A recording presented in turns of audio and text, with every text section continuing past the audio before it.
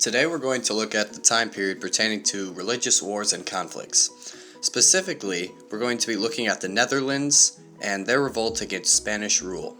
Instead of taking a broad overview to these events, I thought it would be better to look at a specific case where we can see implications of these conflicts and, in the case of the Netherlands, as well as other places in Europe, that these conflicts were not strictly religious, but were also political uprisings.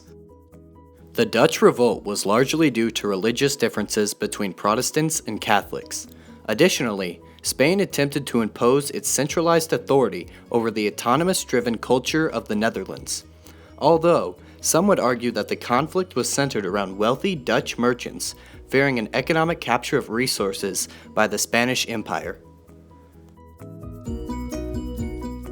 At the time, the Netherlands were ruled through a Spanish-appointed council and by Regent Margaret, King Philip's half-sister.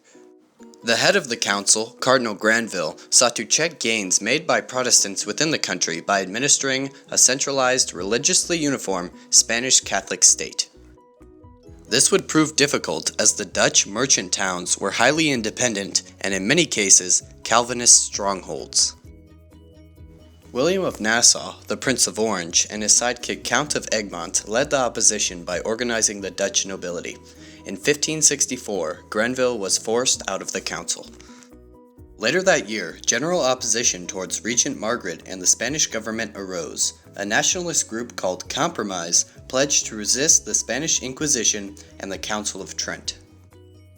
This movement inspired Calvinist riots throughout the country. These rioters called to French Huguenots as well as German Lutherans for support. Full-scale rebellion was certain. The nobility was frightened by the violent and chaotic nature of the rioters. The nobles looked to Philip to repress the uprisings and make an example of the raging Calvinists. Philip's response was to dispatch the Duke of Alba and his fierce troops to parade through the country. Philip also instilled a special council, nicknamed Council of Blood, to collect a harsh tax deemed the 10th penny. The northern, Calvinist-dominated regions became the base for the Prince of Orange-led resistance. Early victories came to them due to their alliance with English pirates. By 1574, the anti-Spanish movement was on a roll. On November 4, 1576, Spanish mercenaries, sensing their demise, took to the streets in a wild, murderous panic. The event became known as the Spanish Fury. After just 4 days, 7,000 people lay dead in the streets. The southern regions were horrified and looked to form an alliance with the north to drive the Spanish out. The pacification of Ghent in 1576 united the Netherlands. After 2 years of battle, Spain was forced to sign the Perpetual Edict, meaning the removal of all Spanish troops. The Spanish responded with a more moderate appeal to the south. In 1579, the Union of Arras broke the United Netherlands. The south had realigned itself with Spain. The north then formed the Union of Utrecht. After being placed under a bounty by King Philip, William of Orange gave a famously defiant speech in which he claimed Spain no longer in control of the Netherlands. In 1581, the northern regions formally declared Philip no longer their ruler. The north claimed the moderate, Protestant French Duke of Alençon as their ruler. He saw this as his golden opportunity and attempted to exert his power to the fullest. In 1583, he was disposed of after great distrust from Holland and the misunderstanding that he was solely a titular ruler. The Spanish continued their efforts in the Low Countries through the 1580s, including the assassination of William of Orange in 1584. Luckily for the Dutch, Spain got involved in the French Guise versus Protestant affair, which drained their resources. Additionally, hostility with the British escalated until the sinking of the Spanish Armada in 1588.